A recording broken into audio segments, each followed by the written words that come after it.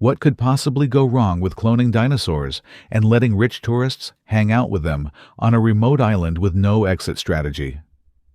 Welcome to Jurassic Park, where science pushes boundaries, a billionaire funds it with childlike wonder, and nature responds with sharp teeth and chaos. It's the film that made you afraid of theme parks, gave the T-Rex a career resurgence, and proved that Jeff Goldblum can steal an entire movie just by saying, life finds a way. So grab your fossil brush and your flare, because this is Jurassic Park, the OG blockbuster that made dinosaurs feel real and still makes you question every power outage. Let's dive in. We open on Isla Nublar, a remote island 120 miles off Costa Rica. It's night, stormy, ominous. A team of handlers attempts to unload a mysterious creature into a secure pen. Something goes wrong. The cage jerks violently. A worker is dragged in and killed by something with claws. Cut to a lawyer, Donald Gennaro, arriving by helicopter to meet the island's eccentric billionaire owner, John Hammond. A worker has died, and investors are getting nervous. Hammond needs experts to sign off on his mysterious new theme park to avoid legal shutdown. Meanwhile, in the Montana Badlands, paleontologists Dr. Alan Grant and Dr. Ellie Sattler are unearthing velociraptor fossils. Grant is great with bones, but terrible with kids. Hammond arrives uninvited and offers them a full, expense-paid trip to evaluate his park. They're skeptical, but intrigued. We also meet Ian Malcolm, a rock star chaos theorist with a leather jacket, a libido, and a lot of quotable dialogue. The group, Grant, Ellie, Malcolm, and Gennaro, arrive on Isla Nublar by helicopter and are driven into the park. And then, magic. A towering brachiosaurus appears. Grant collapses in awe. Ellie stares in disbelief. The score swells. Dinosaurs. Real, breathing, walking dinosaurs. They meet Hammond's grandkids, Lex and Tim, who will be joining them on the park's trial tour. Hammond proudly shows off his scientific process. DNA from fossilized mosquitoes in amber, patched with frog DNA, used to clone extinct species. There's even a cute animated film about it. But Malcolm isn't convinced. Your scientists were so preoccupied with whether or not they could, they didn't stop to think if they should. The park is high-tech, secure, supposedly. All female dinosaurs, genetically engineered to prevent reproduction. What could go wrong? Cut to Dennis Nedry, the park's disgruntled computer programmer. He's underpaid, overworked, and plotting to steal dinosaur embryos for a rival corporation. He's agreed to disable security for 18 minutes and escape with the goods.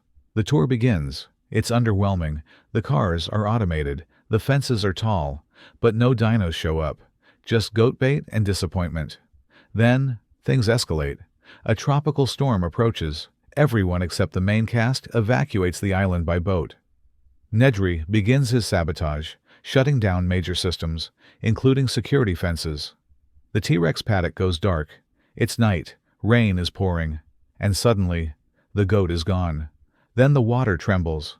The Tyrannosaurus Rex escapes its paddock, roars into the storm, and all hell breaks loose. It attacks the tour cars. Gennaro runs to the toilet and gets eaten. Malcolm tries to distract the T-Rex with a flare and ends up injured. Grant rescues Lex and Tim by distracting the dinosaur with another flare and leading it away. Meanwhile, Nedry crashes his jeep while trying to escape. He's attacked and killed by a Dilophosaurus, which spits venom and then finishes him off in classic, off-camera Spielberg fashion. With the fences down, other dinosaurs begin to wander. Ellie and Muldoon, the park's game warden, go to restore power. They find injured Malcolm and a trashed vehicle. Grant and the kids spend the night in a tree, where they bond while watching peaceful brachiosaurs roam. Grant begins to soften toward children. The next day, they hike back toward the visitor center, encountering Gallimimus herds and learning key survival skills, like staying very, very still. Meanwhile, Ellie ventures into the maintenance shed to restore the power grid. She barely escapes an encounter with a velociraptor, but she succeeds. Power comes back on. Bad news. The security reboot unlocks the raptor paddock, Velociraptors, fast, smart, deadly, are now loose in the park. The climax begins. Grant, Ellie, and the kids regroup at the visitor center, but the raptors are hunting. Lex, conveniently a computer whiz, manages to restore the security system and lock the doors. Just in time, but a raptor corners them. It leaps, and then the T-Rex crashes through, saving the humans by accident and taking out the raptors in one final, iconic sequence.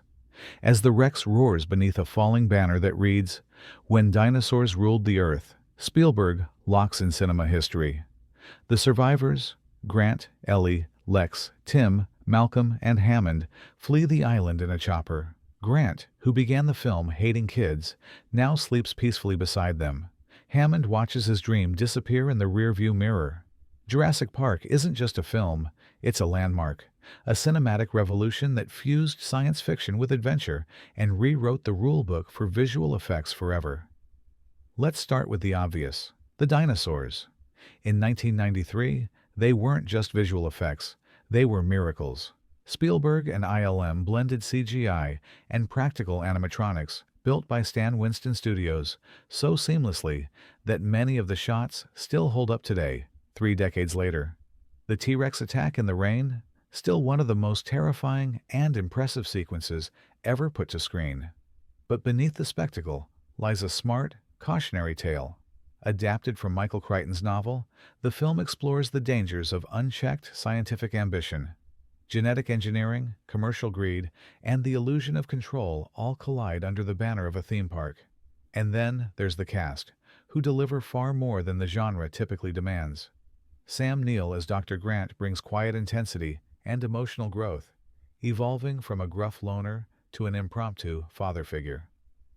Laura Dern's Ellie Sattler is compassionate, assertive, and never sidelined. She charges into danger and holds her own. Jeff Goldblum as Ian Malcolm, iconic, sardonic, flirtatious, and perpetually sweaty, he turns theoretical physics into pop culture legend. Richard Attenborough's John Hammond is more idealistic than his novel counterpart. He's not a villain, just a dreamer blinded by hubris. And the kids, Lex and Tim, aren't just scream machines. They're curious, smart, and drive key parts of the plot, especially in the finale. John Williams' score deserves its own ovation. The main theme is triumphant yet nostalgic, a reminder of wonder and awe, perfectly capturing the film's emotional core. That's the key. Jurassic Park balances awe and terror. The brachiosaur reveal stirs the soul. The T-Rex attack keeps you on edge. The raptor kitchen scene is a masterclass in tension. Spielberg uses restraint, never overwhelming the audience with constant action. He lets you breathe, and then he makes you scream. But no film is perfect. Some critics at the time found the characters underdeveloped or the dialogue clunky. Others felt the ethical questions were raised, but never explored deeply. And yes, some moments of tech speak, like Lex shouting, "It's a Unix system," feel dated today.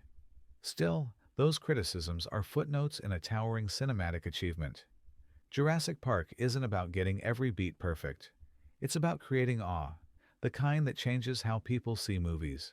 It inspired sequels, theme park rides, a generation of paleontologists, and every "we cloned what" story that followed. In the end, Spielberg didn't just bring dinosaurs back to life. He brought wonder back to the blockbuster. And Jurassic Park still roars.